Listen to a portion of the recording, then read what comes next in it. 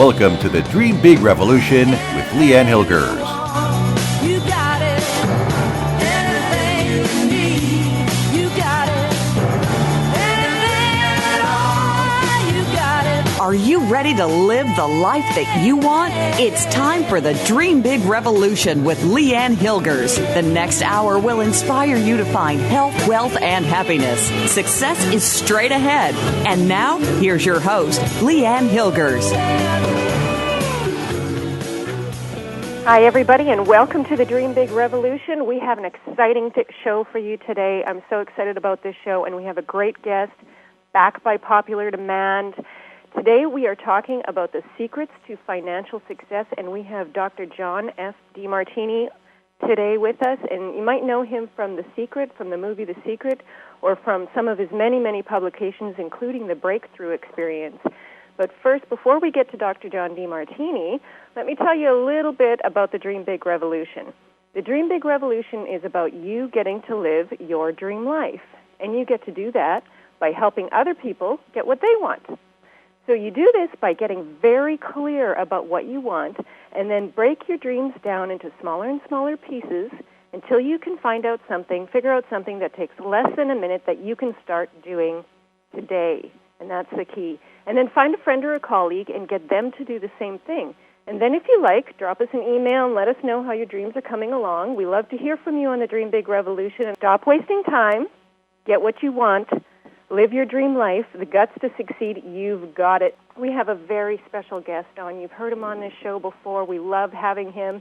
Dr. John DeMartini is a world-leading behavioral expert, speaker, and author at the forefront of the burgeoning personal and professional development industry. His scope of knowledge and experience is a culmination of 34 years of research and studies of more than 28,000 texts and into over 200 different disciplines, ranging from psychology, philosophy, metaphysics, theology, neurology, and physiology. Dr. DeMartini, are you there? I'm there. How are you this morning? I'm doing excellent. I marvel at how much you can bounce around the globe and still keep your sanity.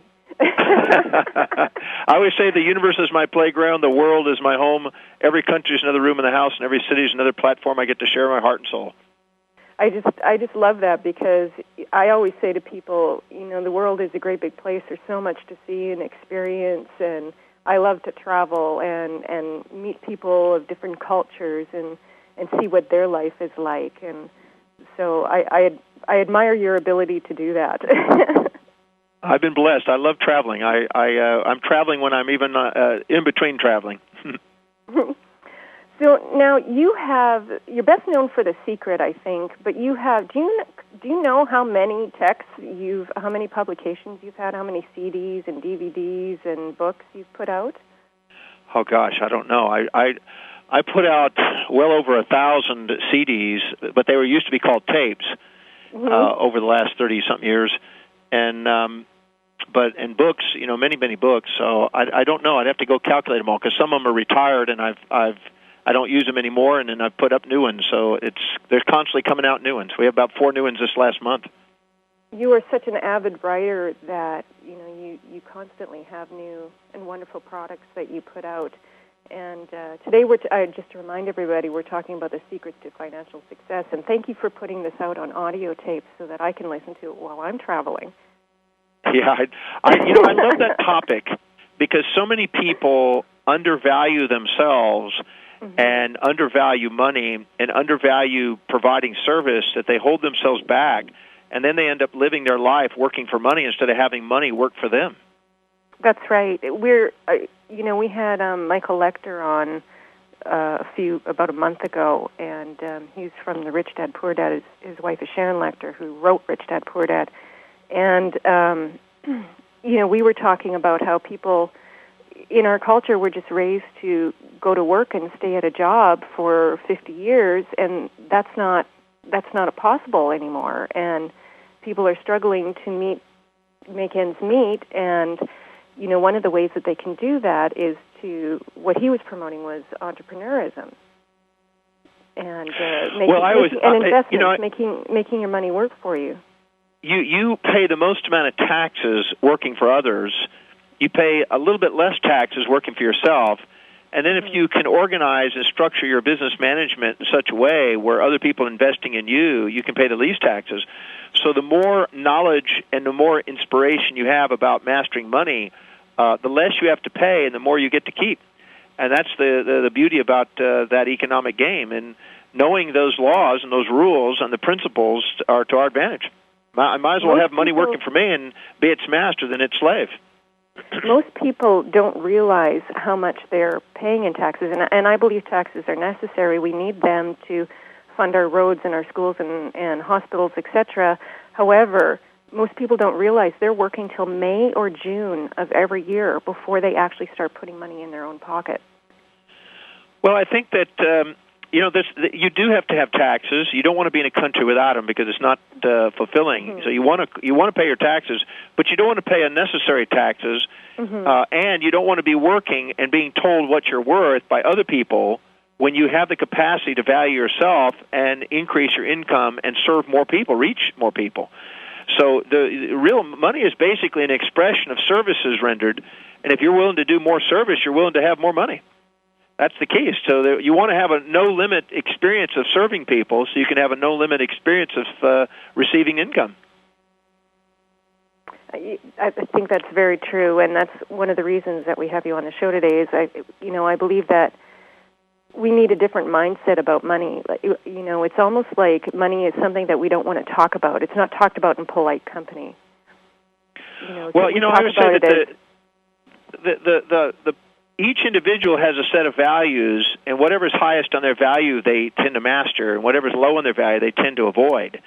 And if you don't value money enough to learn about it and master it and learn the rules of it, you will have it rule your life. And there's nothing more frustrating than saying money's not important and then end up having to spend your life working for it. Wiser to have it working for you and knowing the principles that govern it and the mindset that is involved in it, and put that together. I mean, that's why I try to put out the tapes, The Secrets of Financial Success and Wealth Wisdom of the Ages, which is about the mindset of the greatest, wealthiest people on earth. Mm-hmm. Now, we only have a couple minutes till break, but, right now most people are looking for money. Actually, usually most people are looking for money, but I think especially now, it seems like people are working to survive now instead of working towards their dreams, and it seems like times are so tight for many people, and this is why I'm loving doing this financial series, because just because we are in an economy that has slowed down doesn't mean we have to be broke. Would you agree? Well, I always say that there's never a lack of money if you're willing to serve and look for ways of serving people. So if all of a sudden there's appears that the well is drying up, it just means that you're not adapting to what the needs of the people are at that moment, and then creating a product, service, or idea to fill those needs. It's about caring about people. Money is just nothing more than an expression of caring for people. Now, and, many of us, I mentioned it earlier, I think that sometimes we think money is bad, or many spiritual or religious people think that it's maybe better to have less or to give. We have expressions like money is the root of all evil.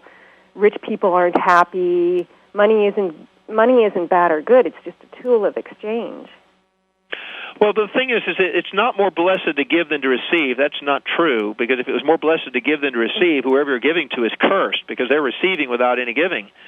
Fair exchange is the only thing that's true, and anybody that tells you otherwise is trying to sell you a bullshit story. And the very religious institutions that have sold you it's more blessed to give than receive are the ones receiving it. So you don't want to buy into the myth that way. And it's not true that it's evil. Just because somebody does something with money that challenges your values doesn't mean it's evil. It just means it challenges your values. Money is a main means of serving people and filling a value, because people aren't going to pay unless they get a value. So if you go out and make a massive difference in people's lives and serve a lot of people, you deserve a great fortune. The secret to building wealth regardless of your income. And you're listening to LeAnn Hilgers and Dr. John DeMartini on the Dream Big Revolution.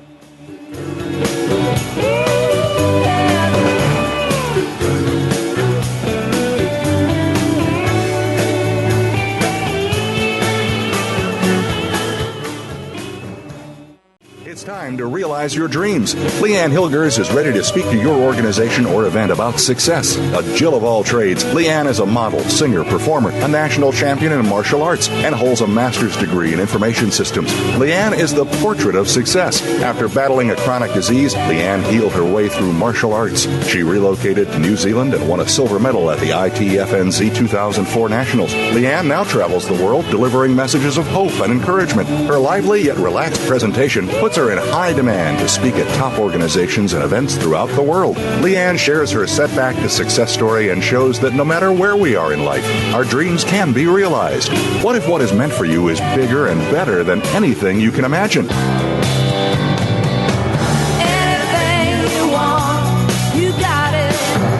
Anything you need, you got it. Anything at all, you got it. You're listening to the Dream Big Revolution with your host, LeAnn Hilgers.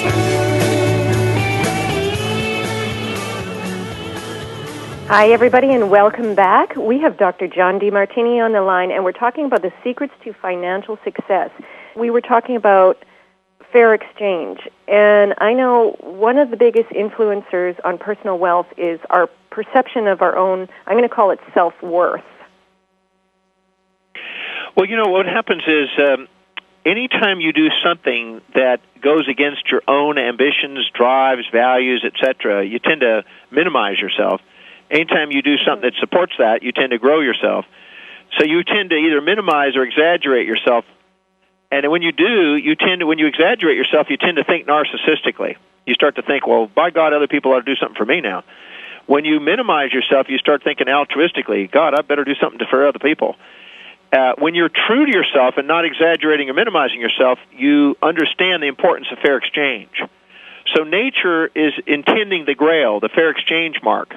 But we tend to go off on tangents of either trying to get something for nothing or trying to give something for nothing. Both of them create symptoms in our life to get us back into fair exchange. And fair exchange means that we do a service, we get paid what we feel it's worth, and we sell it in a way where the other people value it, and there's fair exchange, and it's done, and it's clean, and it's clear, and there's no leftovers, you might say. And that's the thing that allows the most efficient use of money and the most efficient growth of income. You know, what I find a lot of time is, especially when people are starting their own business, but, you know, I see a lot of that now. You know, I think that, you know, the power shifts back and forth depending on what's going on. And, you know, maybe right now employers have a little bit more power. But when people go into business for themselves, a lot of times what I see when I'm working with them doing consulting work is that they think their only marketing strategy is to reduce price.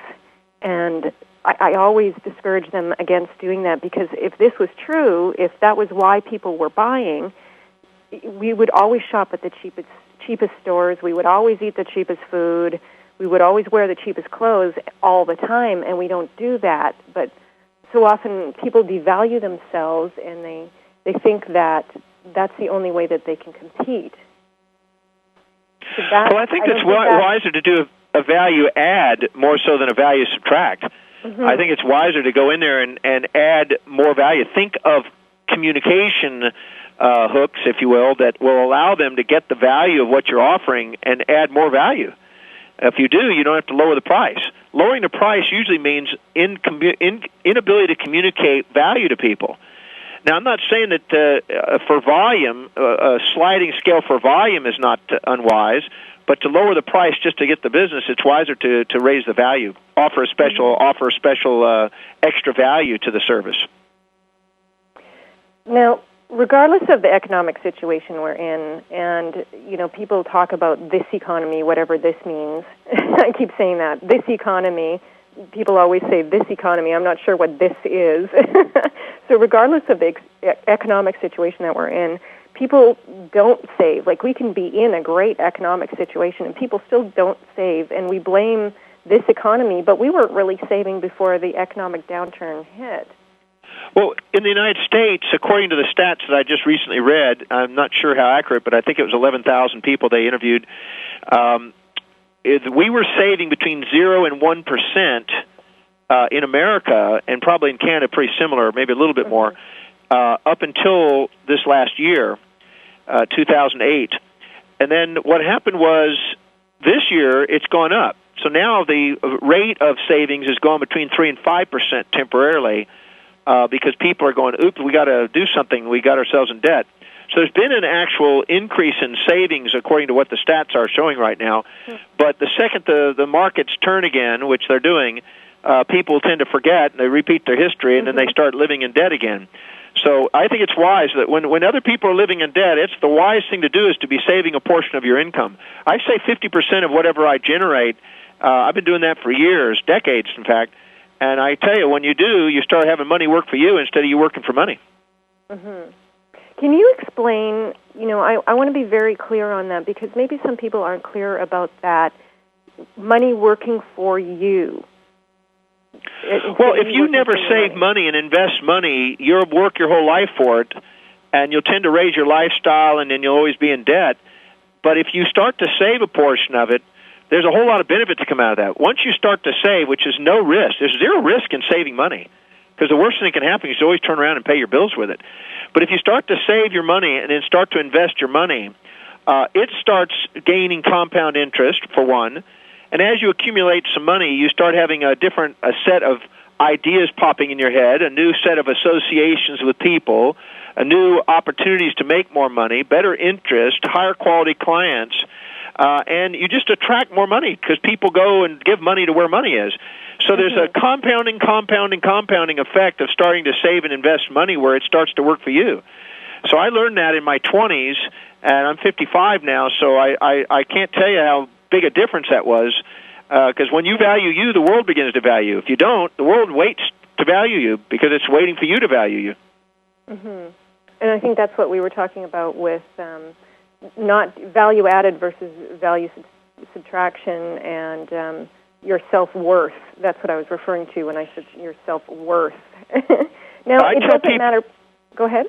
Yeah, I tell people to make a list of everything that they're beating themselves up about or thinking they made a mistake or feel shameful or guiltful about, and write them all down, and then write down how whatever you did that you're feeling guilty or ashamed about or mistaken over, write down how it served you, how it served the people involved, and get over it.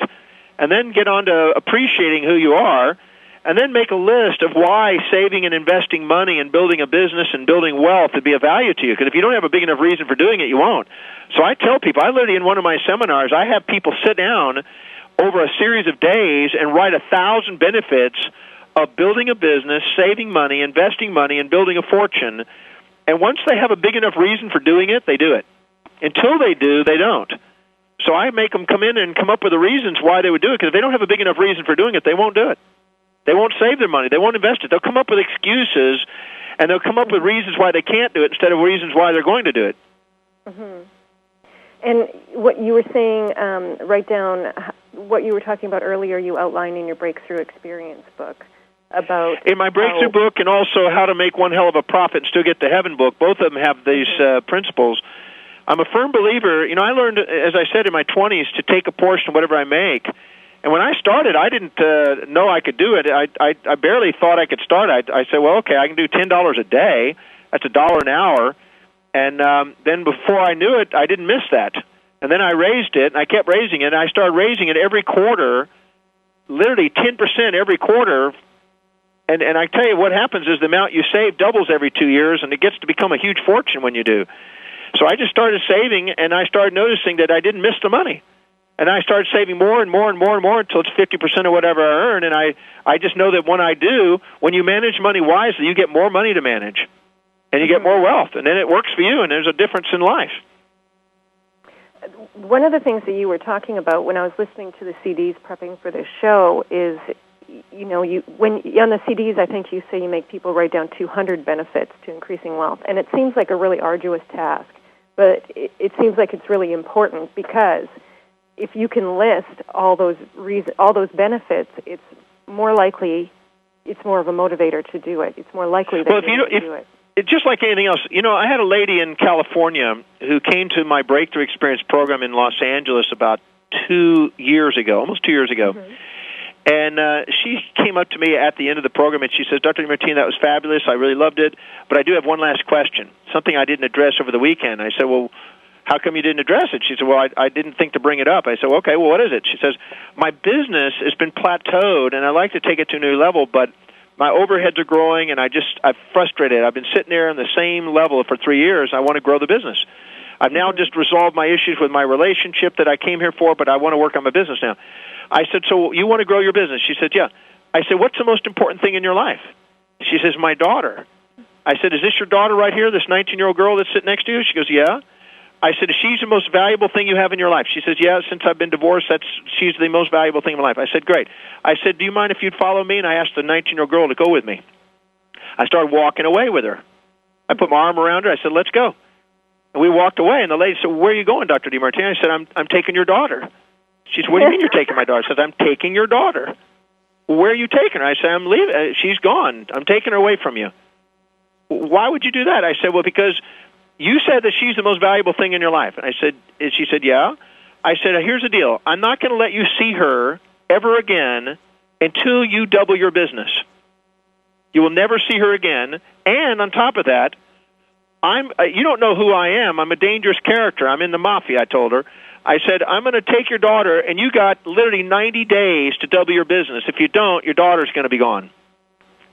And I kept a straight face. It was an Al Pacino act, I tell you. This lady, her mouth dropped. She looked at me, and you could see in her mind go, oh, my God, what am I going to do? She thought I was serious. And then as I turned to her, I said, all right, now, right now, as I just said that to you, what went through your mind? She says, all the ways I need to go and figure out a way of getting my money. And she said, well, if you had a motivation like your daughter was going to die or taken from you, you would find a way of doubling your business. So when you have a big enough reason for doing something, you get it done. Mm-hmm. She goes, got it. I said, well, whatever went into your mind when all of a sudden you thought you were going to lose your daughter, let's get into action on. She said, thank you for that lesson. People think that they don't know how to do it, but put in the right situation, put to the test, people have skills and abilities and talents. That's it. See, when the why is big enough, the hows emerge and take care of themselves. Mm-hmm. So we never have a problem doing it. We have a problem. We don't have a problem knowing what to do. We have a problem having a drive to do it. Once we do, we find a way of doing it. If you want something bad enough, you are going to figure out how. That's it. So that's why it's so important to set goals in your life that are congruent with what's truly most important to you, or you'll tend to self-defeat because you're not really interested in it. You got to set goals that are really, truly high on your list of values and inspirational to you. If you do, you'll get up and do them. And when you do, you'll value yourself. And when you do, you'll be more likely to save money, invest money in yourself, and have other people do the same. Anything you want, you got it. Anything you need, you got it. Anything at all, you got it. You're listening to the Dream Big Revolution with your host, LeAnn Hilgers. Now, back to the Dream Big Revolution. Hi, everybody, and welcome back. We have Dr. John F. DeMartini on the line today, and we are talking about his wonderful book, The Secret to Financial Success. Now, Dr. DeMartini, a lot of times we were just talking about our own self-value, and a lot of times we put our own limitations on what we think we can and cannot do. Now, it doesn't matter how old you are or how young you are. In fact, you have a story about a young boy who thought he couldn't afford things. Yeah, I was speaking a couple of years ago in South Africa. I guess it's 2 years and about 3 months in South Africa. And I was doing a program at the Sheraton Arabella Hotel there to about 800 people on finance and principles on building wealth. And there was a young boy there from Khayelitsha, which is a township, a really impoverished township near Cape Town. And he was 14 years old, and he came up to me at the end of the program, and he thanked me, and I didn't pay much attention. I just, shook his hand. He kind of looked at me, he walked away. And I guess it was December. It was September when I did the talk. In December, I was back down there doing another program, and he came up to me, and he says, Dr. DeMartini, he says, I did what you said. And I said, what exactly? He says, I started saving my money. And I said, well, great. I gave him a hug and everything else. He says, can I tell you my story? And I said, yeah. He said, I have no mother and father. And I said, oh. He says, and I live in a shack, and I got 9 brothers and sisters, and I'm the oldest, and I have to be the parent. And I have a job that's 45 minutes away, and I carry bricks. I stack bricks, and I make just so much money. I make less than $200, just right at $200 almost a year. And I started saving my money. And he said, I'm saving 15% of my money. And now he's raising 9 kids. You can picture this in a shack. I have a picture of the shack. And he says, I'm saving 15%. And my dream, now this is in 3 months, so you can picture what this amount is. It's like a few bucks. He says, my dream is by next Christmas, I will have saved $20. I'm going to save $30, 20 of which is going to go down on a down payment on a $200 new house that has electrical wire for a light bulb and has a floor and doesn't leak and has a solid roof near where there's some water. He says, I'm going to save it, and I'm going to put $20 down on a $200 house, and I want to thank you for saving it. I'm going to have another $10 saved. I'm going to start keeping ahead that way, and I want to do my best. When I get enough money to pay for that house, I'm going to do what I can to inspire other kids my age to do the same. Well, 1 year later, from that December, he bought that house. Amazing. He saved 15+%. And so when I hear people say, I can't do it, I go, bullshit. You just do it. When you start to manage money wisely, you receive more money to manage. Mm-hmm. And all I know is that this kid was an inspiration. Very much an inspiration. Here he is now. He's going on 17, and he's paying off his house. He's got electricity. He is the parent. Well, so when you have a big enough reason for doing it, you find a way of doing it. It's so and it doesn't matter what you've been through or what you're going through. It just matters, are you willing to just get on with it? Quit coming up with excuses. So just do it. He's got most of us can't imagine going 45 minutes to lift bricks for a living and making $200 a year. Most of us can't even imagine that, much less raising all those children and being a child yourself and coming up with that kind of, and being able to save money. Now, well, he was an inspiration to me. That's all I can say. I mean, there's stories I had the opportunity to do with 3 kids that live in the middle of nowhere in Africa recently. They did a television special documentary on it, and I got to do what I could to inspire them to change their lives and to do something extraordinary with it. And it's just been amazing. Every time I go down there now, the government has allowed them to get transportation to come to my talks, and their lives are changing. One wants to be a writer and a poet, and one wants to be in media, and they're doing things in their life. And so when people come up with excuses why they can't do it, it just means it's not important enough for them to just do it. Because when it is important for them to do it, when they value money, they value serving people, and they value wealth building, they get it. I'm certain about it. I work with people around the world, and I know this is true. You have to value you have to value serving people, and you have to value money. It's a universal thing. It doesn't matter where you are or who you are or how old you are. We all have to deal with it. We all have to deal with money. Can you tell us? Money it's an exchange. It's a necessary component and a very grateful thing to have, to be able to know that it's a vehicle. It used to be that you had to exchange cows and coins, and then paper, and then plastic, and then electronics. And now at the speed of light, we can exchange and do fair service and get fair rewards. It's amazing. Now, can you tell us, please, the story about the black woman who only made $250 per hour and retired extremely wealthy? Yeah, I was in New York at a bookstore, I believe on Fifth Avenue. There used to be a store there. And I walked in, and right at the front desk was this little book. And it was by this Afro-American woman. And the story it was a simple little book, but it was her story of how she started and how she ended up donating like $10 million to a foundation. And it was her story, she was in her 70s or 80s or something, and she basically started, and she never made more than $2.50 in an hour. That's the highest she ever was paid in all her life. But she saved like a portion of that, like 30% of that, and always figured out a way of keeping a savings and grew that savings. And during the 90s, when the tech stocks and everything else went up, she turned that into a fortune, just happened to be at the right place, right time, and was able to donate and do amazing foundation work with it. And she was such an inspiration because he showed that it didn't matter how much money you made, it had everything to do with how you managed it. And your values determine those managements. But she went on to doing incredible things, never made more than $2.50 an hour.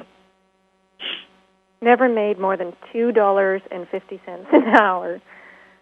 Amazing. Now, Mary Kay Ash told you a long time ago to every day list the 7 priorities which would help propel you to realizing your dreams. And I've heard you say that many times. I started doing this a few years ago after you told me the stories. And, one thing that came really clear to me is that there's always emergencies, there's always fires to put out every day, and unless you are clear on what your priorities are, something is going to get in the way of that, and something else is going to be a priority for you.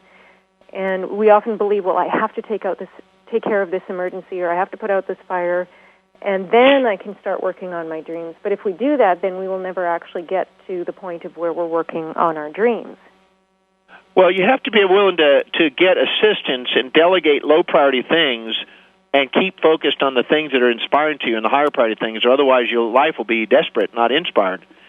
It's funny that I'm sitting here. I have in front of me a daily delegation form and a daily to-do form sitting in front of me right now. I'm holding them in my hands.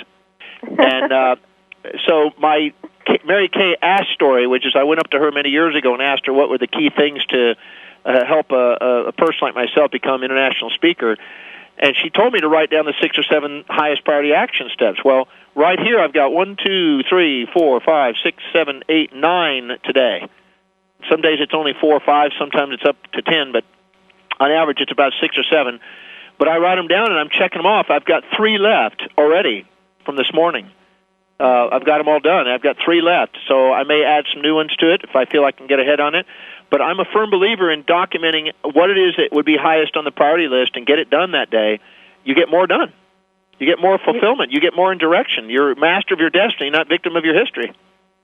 You're an amazing documenter. You might think, when people think of a diary, if they think of a little book, yours is thousands of pages. It's a huge stack that you carry with you everywhere you go. It's right here next to me. I'm having it print. See, what I do is I work on it every day. In fact, you will be in that book today. I'll document it because I keep a list of what I'm grateful for the day, and that'll document it. I got the largest list of anybody I know, and then what I do is I put that in there every day, but every quarter when I come to the States here, I have it printed. So I update it every day, but I print it every quarter, and then I carry around with me because that's the most inspiring book of my life. That I can't imagine anything more inspiring than my own dream book that inspires me. So I read that every day. It's all my goals, all my objectives, all the things I accomplish, and all the things I'm grateful for. Mm-hmm. Now, you have said... it's a big book. It's a huge book, I think. Now, we only have a minute to break, and we were talking about people. You had mentioned people who appreciate money, put money where it appreciates, and to those who have more is given. Can you quickly start on this, and maybe we'll have to continue it after the break? Sure. Well, I always say that if you were to go and put 10 people in front of you, and one had $1 billion, one had $100 million, one had $10 million, $1 million, $100,000, $10,000, $1,000, and $100, and you were to ask, who do I want to give my money to make it grow? Who would you probably give it to? Mm-hmm. You probably give it to the person that has the greatest wealth. So what happens is money flows and goes where it's appreciated most and where it's managed wisely most. So when you start to manage money wisely, you attract more money to manage. And when you do, you get more opportunities, more associations, more compound interest to grow money. And wealth is opportunity from that.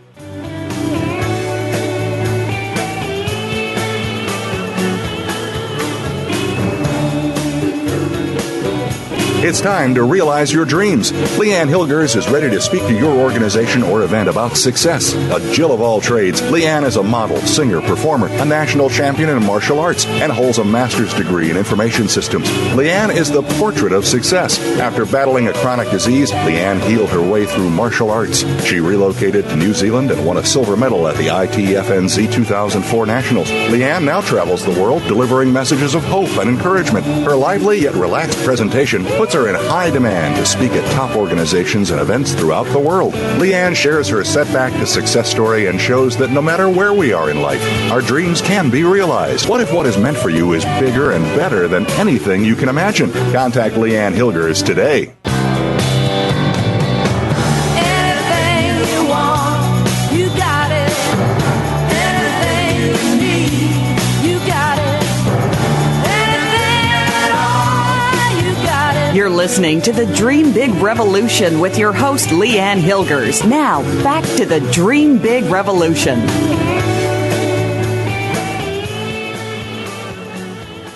Hi, everybody, and welcome back. It's been a privilege talking to Dr. John DeMartini about the secrets to financial success. Now, before the break, Dr. DeMartini, you were talking about putting money where it appreciates, and to those who have more is given.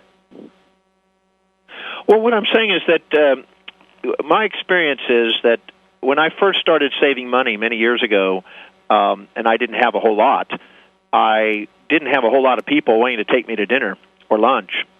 But as I accumulated wealth and I started becoming a multimillionaire, I was amazed at how many people wanted to take me to lunch and buy me free lunches. It's like money attracts money. And business opportunities and ideas and associations, and I mean, you get into inner circles just because you have wealth. So when you save money, you don't get just compound interest. You get literally associations change, opportunities change, ideas come to you. You get better quality clients. You can say no to people. You're not doing it out of desperation. You've got more stability in your company. There's just so many benefits that come along that you wouldn't have if you didn't save. So money starts compounding in different ways, and money goes where it flows towards, and whoever manages it wisely gets more money. It's just the way it works. Now, you have said to me, you know, your time and life is far too valuable to waste, something to that effect. I'm paraphrasing. The motto of this show is stop wasting time. That's the motto for my speeches as well. Can you comment on that? Tell us, you know, what your view is on that, why you say that. Well, you know, your time is your money, and you're basically, if you're using your time in the most productive way possible, as Parkinson's law, Ricardo's law, and Pareto's law have dictated in business, you produce the most per time, you get more value, you get more wealth. You know, it was Donald Trump that did a beautiful example of this. He used to have a gold and crystal hourglass, or actually 15-minute glass, in his office. And when somebody come in and do a business meeting with him, he found that if he gave them an hour, they took 45 minutes to bullshit and then the last 15 minutes to get to business. So he figured that, okay, since they're only getting to business the last 15 minutes, let's get a 15-minute glass here. And when they walk in, I'll tell them, this thing turns over now. You got 15 minutes. If you haven't sold me in 15 minutes, it's over with. Out. I got another business meeting. And it puts people under pressure, but he gets the job done, and he was able to get 4 times the amount done. Instead of scheduling an hour, he scheduled 15-minute meetings. And this little hourglass was ticking away to let people know that his time is valuable. And when you value your time, other people value your time, and they'll pay for your time. That's a good, and it, you know what I like about that is it forces people to be clear and to be focused. Now, I had a client the other day that was basically, you know, they want to do a consult. You know, I do consults individually, and you know, I charge thousands of dollars now per consult. So they came in, and I said, you know, you're telling me a story, and if you tell me a story, that 5-minute story right there cost you $500. I said, so my best advice is let's get to the friggin' point. And, you know, I said, because I don't want to take your money and I don't want to feel unproductive. Otherwise, I'd rather have somebody else as a client that wants to get something done. And boy, that just shaped him up, and we got a whole lot done once I spoke up about it. But they didn't. They were sitting there wanting to run a story instead of getting job done. Now, you also talk about we talked about it in the beginning of the show, is having a cause, having a why, as you put it, that's a big enough why that, that you see the benefits. On your Secret to Financial Success CD, you talk about, if somebody would come to you and say, I need money. And that's not really a motivator for other people, but to say, I'm putting together this playground and we want to do something for the children so the children are safe, and that becomes a bigger cause. Can you comment on why, let's just go back and revisit why it's important to have a big enough cause? Yes, I'd be glad to. If somebody comes to you and says, look, I'm behind on my bills, can you help me out? You go, thank you, but no thank you. I've got my own bills. If somebody comes to you and says, look, my son needs to go to college and I underestimated the cost, and could you help me? You go, well, no, I've got my own kids, thank you, but no thank you. If somebody comes and says, the community needs a playground, we'd like to know if you'd like to participate. Your kids are in the age group that they could benefit by it. Would you like to participate? Now the cause is a little bit bigger than a personal and family need. It's now community need. And now you're a little bit more apt to think, okay, that could help the whole community. You're now more receptive because it's a cause that's bigger. The greater the cause, the greater the possibility of wealth building.